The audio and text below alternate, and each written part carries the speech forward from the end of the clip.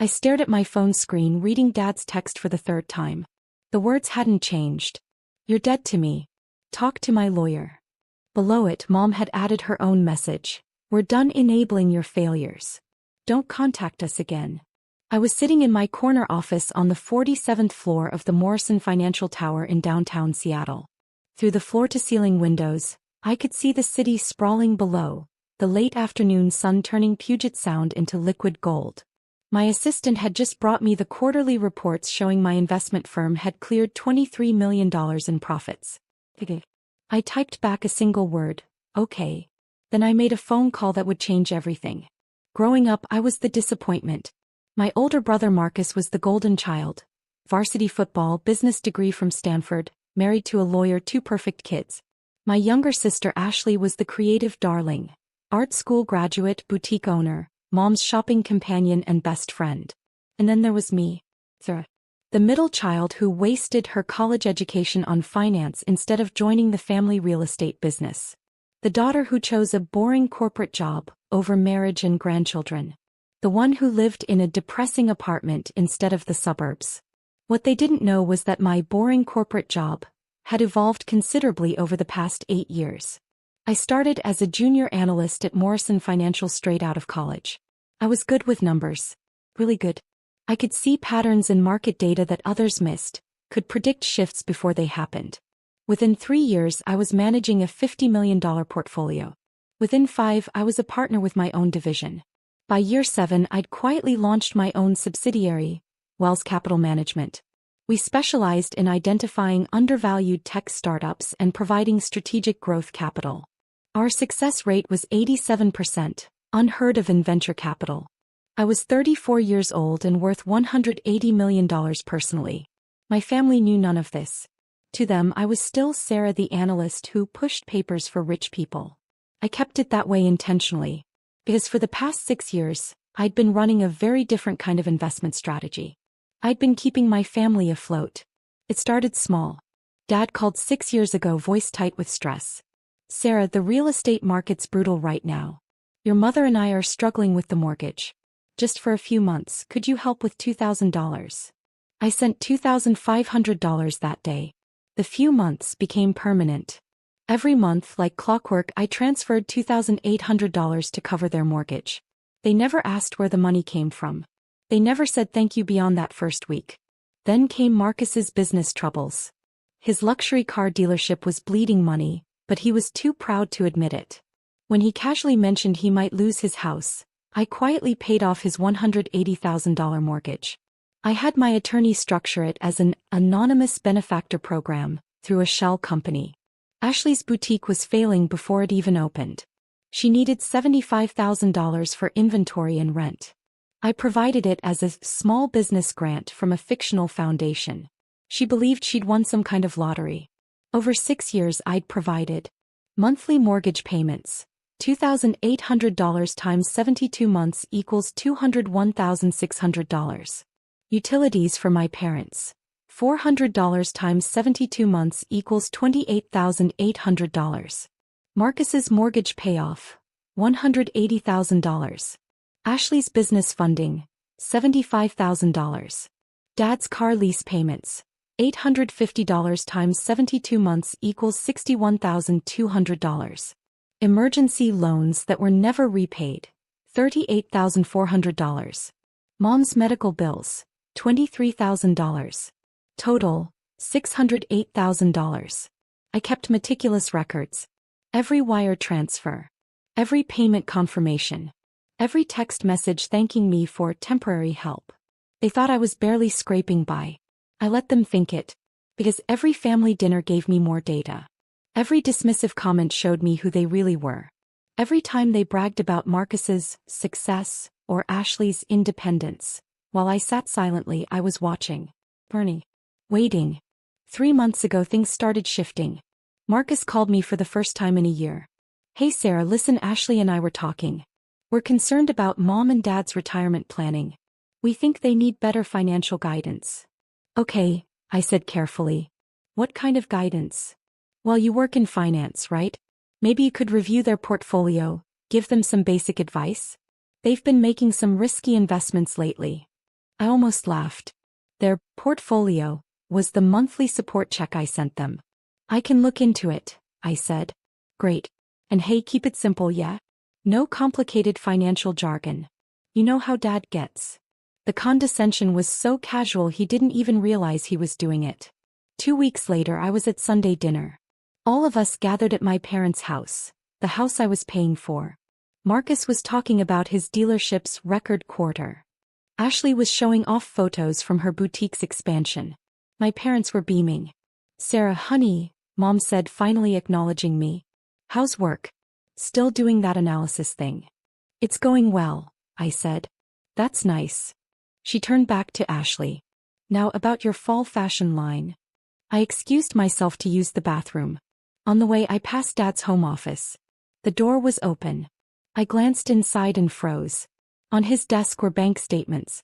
Lots of them. My monthly transfers were highlighted. And beside them was a handwritten note.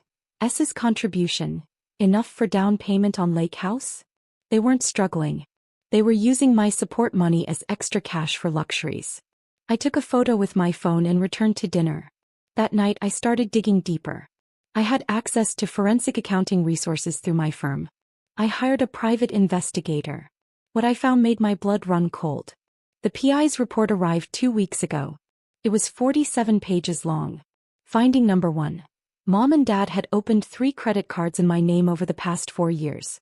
Total debt, $67,000. They'd been making minimum payments using the money I sent them. Finding number 2. Marcus had taken out a business loan using me as a co-signer. I'd never signed anything. The signature was forged. Amount, $142,000. Finding number 3. Ashley's boutique was registered under my social security number as a silent partner. Any business debts or liabilities would fall on me. She already owed suppliers $38,000. Finding number 4. My parents had told extended family I was contributing to a family investment fund that they were managing. 6 relatives had invested money, over $200,000 total, believing I was the financial genius behind it. My parents had spent most of it. My credit score had dropped 120 points. I had collections notices I'd never seen because they were going to an old address. My parents' house where they were intercepting my mail. I sat in my office, hands shaking, reading page after page of documentation. Identity theft. Fraud. Forgery. And they'd done it all while calling me the family disappointment. I called my attorney. Then my forensic accountant. Then my bank president. How would you like to proceed, Ms. Wells? My attorney asked. Carefully, I said. And completely. The text came last Tuesday during a board meeting. Dad, family meeting this Sunday. 2 p.m. Don't be late for once. Me, what's it about? Dad, your attitude. We need to discuss your lack of contribution to this family. I stared at my phone in disbelief. My lack of contribution. Me, I'll be there. Sunday arrived. I drove to their house in my old Honda, the car I kept specifically for family visits. My actual car, a Mercedes S-Class, stayed hidden in my building's garage. I arrived exactly at 2 p.m. Everyone was already there, seated around the dining room table like a tribunal. Marcus at Dad's right hand. Ashley beside Mom. And one empty chair for me. Sarah, sit down, Dad said. Not, hello. Not, how are you? I sat. We've been talking, Mom began, glancing at a notepad. As a family, we're concerned about your future. You're 34, unmarried, no children, living in that cramped apartment. I'm concerned about your financial irresponsibility, Dad cut in. You make decent money, or so you claim, but you never help this family. Meanwhile, your brother and sister both contribute significantly. Marcus nodded. I just paid for their new roof. $18,000. Ashley added, and I've been covering Mom's shopping trips and spa days. They were using my money to pay for things and claiming it as their own contributions. The audacity was breathtaking. While you, Dad continued, pointing at me, take and take. We raised you, paid for your education, gave you every opportunity. And what do we get back? Nothing. Just attitude and excuses. I see, I said quietly. We've decided, Mom said, trying to sound gentle, that it's time for some tough love. You need to learn responsibility. So we're cutting you off. No more family support, no more safety net. You're on your own until you learn to contribute like an adult. The irony was so profound I nearly laughed. Cutting me off from what, exactly? I asked. From family resources, Marcus said. From our help, our connections, our support. And, Dad added, pulling out a document, we're asking you to sign this. It's a formal acknowledgement that you owe this family for years of support. When you finally get your act together financially, you'll pay us back. He slid the paper across the table. It was a promissory note for $50,000. For what? I asked. All the dinners, the gifts, the emotional labor of dealing with your failures, Ashley said. We calculated it. I looked at each of them. Really looked at them. My father wearing the watch I'd bought him for his birthday, claiming I owed him. My mother in the designer purse I'd sent for Christmas, saying I never contributed. My siblings, living in homes I'd secretly saved, calling me irresponsible. I pulled out my phone. I'm not signing that, I said calmly. Then you're not welcome here anymore, Dad said, standing. I'm done enabling your selfishness. You're dead to me. Talk to my lawyer if you want to contest this. Mom didn't even look at me. Don't contact us again, Sarah. I stood. Walked to the door. Turned back. Hey, I said. I drove back to my real apartment, the penthouse condo they'd never seen. I sat in my living room looking out at the city lights. Then I made the calls. Monday morning, 8 a.m. My attorney's office. Talk me through the options, I said. James Chin, my attorney, had represented me for 5 years. He'd helped structure my business acquisitions, my real estate holdings, my investment vehicles. He knew exactly what I was worth and what I could do. Option 1. Criminal charges. The identity theft alone is federal. Add the forgery, the fraud, your parents could face serious prison time. Your brother too. Option 2. Civil recovery. Sue for damages, emotional distress, credit repair costs. You'd win everything and destroy them financially. Option 3. He smiled slightly. The one you're actually considering. Complete financial withdrawal. Cut every support stream, call in every debt they don't know they owe, and watch the house of cards collapse. It's legal, it's clean, and it's utterly devastating. How long would it take? For them to feel it? 48 hours. For complete collapse? 30 days. Let's begin. First call. My bank president, Richard Morrison. Yes, the Morrison from Morrison Financial Tower. Richard, I need to execute withdrawal protocols on all support transfers I've outlined in this list. Effective when? Immediately. Also, I need you to personally call the recipients in exactly 48 hours. Inform them that the anonymous funding they've been receiving has been permanently discontinued due to recipient breach of terms. Done. Anything else? Yes. I'll need forensic documentation of all fraudulent accounts opened in my name. Full legal prosecution package. Second call. My forensic accountant, Patricia Huang. Patricia, the family investigation. I need the full report formatted for federal review. Everything. The identity theft, the forged signatures, the credit card fraud, all of it. You're going forward with charges? Not yet. But I want the option ready. Third call. My investment firm's legal department. I need to dissolve any and all shell companies that have been providing anonymous support to the following individuals and businesses. Fourth call. The private investigator. One more task. I need continuous monitoring of my family's financial activities starting now. I want to know the moment they realize what's happening. By Monday evening, every safety net I'd secretly placed under my family was being systematically removed. The monthly mortgage payments? Stopped. The utility support? Gone. Marcus's dealership lease payments I'd been covering through a third-party vendor? Discontinued. Ashley's boutique's angel investor fund? Dissolved. The credit cards in my name? Reported to authorities with full documentation of fraud. The forged business loan? Legal notice of fraud filed with the bank. And the $200,000 my parents had taken from relatives as family investment fund? I prepared a detailed report for each investor showing exactly where their money went. My parents' new outdoor kitchen, their cruise to Alaska, their lake house down payment. Then I waited. Wednesday. 11:47 a.m. My phone rang. I didn't answer. She called again. 4 times in 3 minutes. Then a text, "Sarah, call me right now." I was in a meeting with a tech startup CEO seeking $15 million in Series B funding. I silenced my phone and continued the presentation. After the meeting, I had 23 missed calls. Mom, Dad, Marcus, Ashley. A few numbers I didn't recognize. My voicemail was full. I listened to Mom's first message. "Sarah, I don't know what you did, but you need to fix it immediately. The bank called. They said our mortgage payment was rejected. Call me back right now." The second message 3 hours later, Dad's voice. "Sarah, this isn't funny.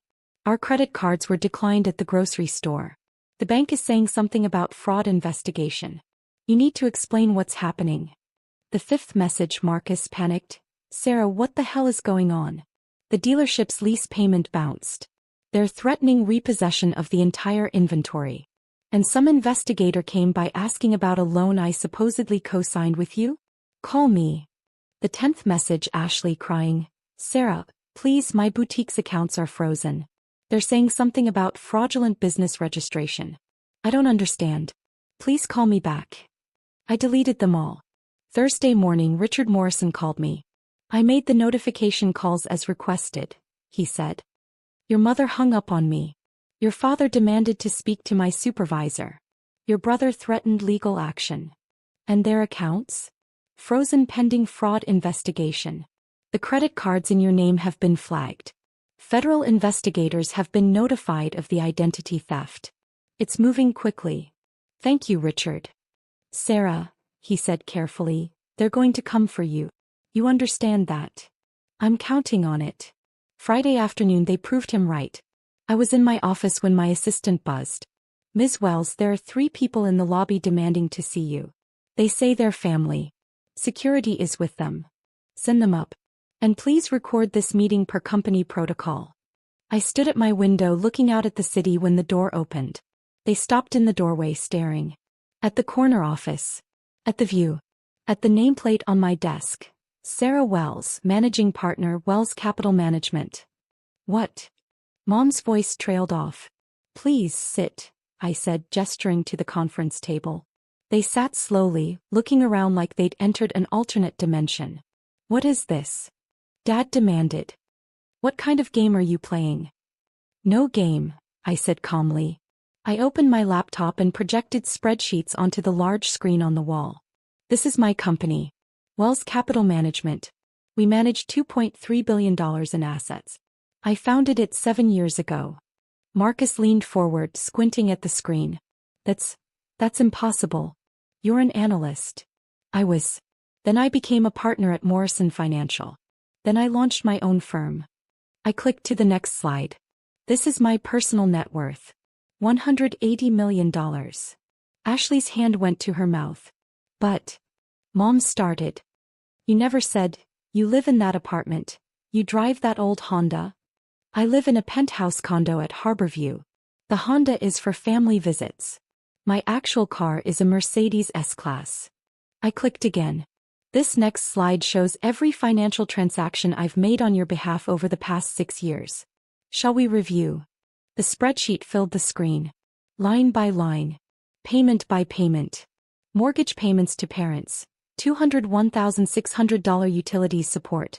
$28,800 Marcus mortgage payoff. Anonymous $180,000 Ashley business grant. Anonymous $75,000 Dad's car lease payments. $61,200 emergency loans. $38,400 medical bills. $23,000. Total support provided. $608,000. The room was silent except for the hum of the air conditioning. "You've been..." Dad's voice cracked. "All this time. While you called me irresponsible," I said evenly. "While you claimed I never contributed. While you told me I was the family disappointment." I clicked to the next slide. "This is the promissory note you wanted me to sign. For $50,000. For emotional labor." Mom's face had gone white. "And this," I clicked again, "is the documentation of fraud committed against me." The screen filled with credit card statements, loan documents, business registrations. All in my name. None authorized by me. Credit cards opened fraudulently. $67,000 ** forged loan cosignature. $142,000 fraudulent business partnership. $38,000 in undisclosed liabilities total identity theft. $247,000. That's not. Marcus stood up. We were going to pay you back. With what? I asked. The money I was secretly giving you? You never told us. Ashley burst out. How were we supposed to know? You weren't supposed to commit identity theft, I said quietly. That part should have been obvious. Dad found his voice. You deliberately hid your success from us. You watched us struggle. You weren't struggling. I clicked to another slide. Bank statements. They're bank statements.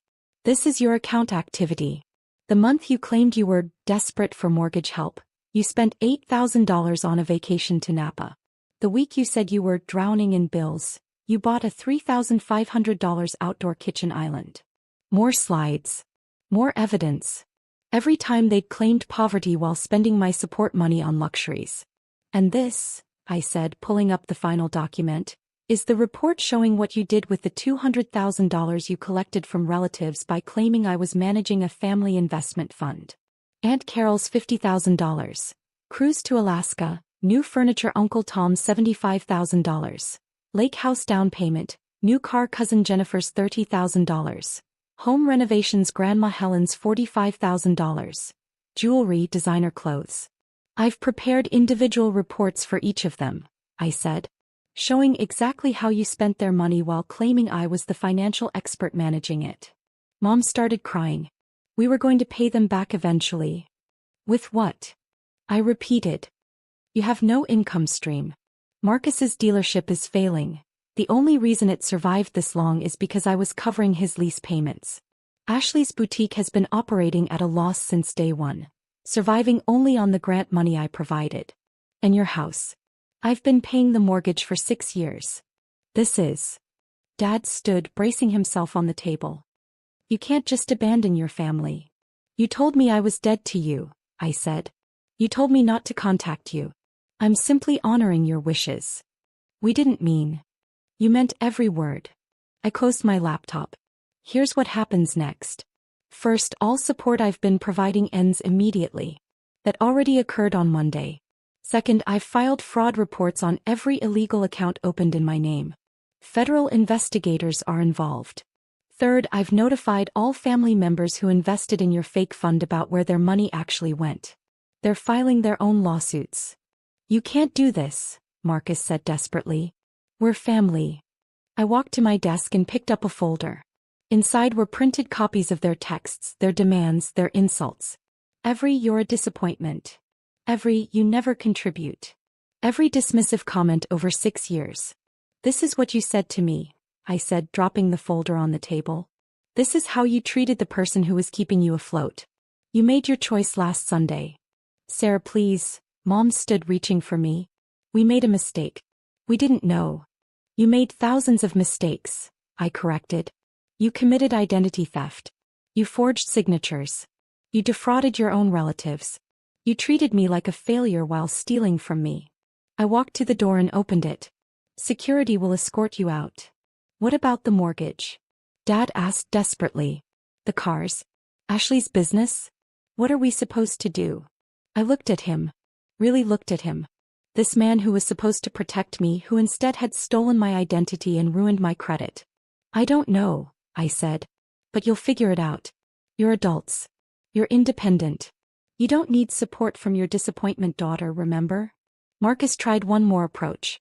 The family investment fund, we need to make that right. If you help us pay back the relatives, we'll confess everything, we'll make it right. No, I said simply. You'll make it right using your own resources. Or you won't. That's not my problem anymore. Sarah, please. Ashley was sobbing now. I'll lose everything. Like you were willing to let me lose everything when you registered your business under my social security number? When those debts came for me, what were you planning to do? She had no answer. Goodbye, I said. My attorney will be in touch regarding the criminal charges. You have about 72 hours before the federal investigation moves forward. I suggest you get your own lawyers. Security appeared at the door. "Ma'am, please escort these people out of the building. They're not to return." I watched them leave. Mom crying. Dad shaking. Marcus and Ashley in shock. Then I closed my office door, sat at my desk and exhaled. My phone buzzed. A text from Richard Morrison. The mortgage company called them. "Foreclosure proceedings begin in 30 days without payment. Thought you'd want to know." I didn't respond. The fallout was immediate and comprehensive. 72 hours post-confrontation. Mom and Dad's house went into pre-foreclosure. Without my monthly payments, they couldn't cover the mortgage. The bank moved swiftly. Marcus's luxury car dealership had their entire inventory repossessed when the lease payment bounced. The dealership closed within a week. The forged loan I'd reported meant he was now under federal investigation. Ashley's boutique had its bank accounts frozen due to the fraudulent business registration. Her suppliers demanded immediate payment for the $38,000 in outstanding invoices. She couldn't pay. The relatives who'd invested in the family fund filed a joint lawsuit against my parents for fraud and misrepresentation. The amount, $200,000 plus damages. 1 week. Federal investigators contacted me for a formal statement about the identity theft. I provided them with everything. Every fraudulent credit card, every forged signature, every piece of documentation Patricia had compiled. The investigator, a woman named Agent Martinez, looked at the evidence and shook her head. "This is one of the most comprehensive family fraud cases I've seen. They did this for years." "Yes," I said. "And you were supporting them financially the entire time?" "Yes." "Why?" I thought about that. Because I thought that's what family did. I was wrong. 2 weeks. Marcus called from a number I didn't recognize. I answered by accident. "Sarah, please, you have to stop this. The federal investigation, they're talking about criminal charges. I could go to prison." "You forged my signature on a $142,000 loan," I said calmly. "That's a federal crime." I was desperate. The dealership was failing. "So you committed fraud." "We're family." "You keep saying that word. I don't think you know what it means." He started crying. "Please. I have kids. Think about your niece and nephew." "I am thinking about them," I said. "I'm thinking about how you were willing to destroy my credit, my financial future, my entire life to save your failing business. What kind of example is that for them?" "I'll pay you back. Somehow. I'll find a way." "Marcus, you can't pay me back. You have nothing. Your house is mine, I paid off the mortgage. Your dealership is gone. Your credit is destroyed. You're likely facing federal charges." I paused. "You did this to yourself." I hung up. 3 weeks. Mom sent a letter. Actual handwritten letter delivered to my office. "Dear Sarah, I don't know what to say except I'm sorry. We were wrong. So wrong. We didn't see you clearly. We didn't value you. We took advantage of your generosity and then blamed you for not doing more. The house is going to foreclosure. Your father and I are moving in with his sister in Idaho. Marcus and his family lost their house. Ashley's boutique closed. Our lives are falling apart. I'm not asking you to fix it. I know we don't deserve that. I'm just asking you to understand that we never meant to hurt you this badly. We were thoughtless, selfish, and cruel. But we loved you. We still love you. If you can ever forgive us, please let us know." I read it 3 times. Then I filed it with the other evidence. 30 days. The federal investigation resulted in charges. Identity theft, fraud, forgery. Mom and Dad were facing up to 5 years. Marcus was facing up to 10 because of the loan amount. They took a plea deal. Guilty plea, restitution payments, probation. No prison time if they could prove they were actively working to repay their victims. The relatives' lawsuit settled. Mom and Dad signed over their life insurance policies, their retirement accounts, everything. It still wasn't enough to cover the full $200,000. Ashley filed for bankruptcy. Her boutique's debts were discharged, but she lost everything she'd built. My credit was restored. The fraudulent accounts were removed. My score climbed back up 120 points. And I sat in my office looking out at the city feeling nothing. I'm at a charity gala for the Seattle Children's Hospital. My firm donated $2 million to their new wing. I'm wearing a Tom Ford gown and talking to the governor about education funding. My phone buzzes. A text from a number I don't recognize. This is Marcus. I know you probably won't read this, but I wanted you to know I got a job. Warehouse work. $18 per hour. It's honest. I'm paying child support. I'm rebuilding. You were right about everything. I'm sorry I couldn't see it before. I hope you're well. I stare at the message for a long moment. Then I type back, good luck. Not forgiveness. Not reconciliation. Just acknowledgement. Another text comes through, this one from Ashley. My therapist suggested I reach out. Not to ask for anything. Just to say I understand now how badly we hurt you. I'm working retail. Started paying back the suppliers I owed. It'll take years, but I'm doing it. You deserved better from us. I don't respond to that one. The gal continues. Someone asks me about my family. We're not close, I say simply. And move on. Later that night in my penthouse I look at my bank statements. Wells Capital Management had another record quarter. $31 million in profits. My personal net worth has climbed to $207 million. I think about the $608,000 I spent supporting people who called me a disappointment. About the years I spent hiding my success to avoid their exploitation. About the moment they literally told me I was dead to them. And I realized something, they were right about one thing. That version of me, the one who quietly accepted their abuse while secretly keeping them afloat, is dead. The woman who remains is someone different. Someone who knows her worth. Someone who doesn't hide her success or shrink herself to make others comfortable. Someone who understands that family isn't about blood. It's about who shows up, who values you, who sees you clearly and loves you anyway. My chosen family. My business partners, my real friends, my mentors. They threw me a surprise party last month when I closed a $90 million deal. They celebrated me. They saw me. That's what family actually looks like. I get one final text that night. From Dad. I know you won't believe this, but losing everything taught me something. You were the strongest person in our family. You always were. We were just too blind and selfish to see it. I don't expect forgiveness. I just wanted you to know that I finally see you clearly. You were never the disappointment. We were. I read it twice. Then I delete it. Some bridges once burned aren't meant to be rebuilt. Some lessons need to be learned in the dark, alone, without rescue.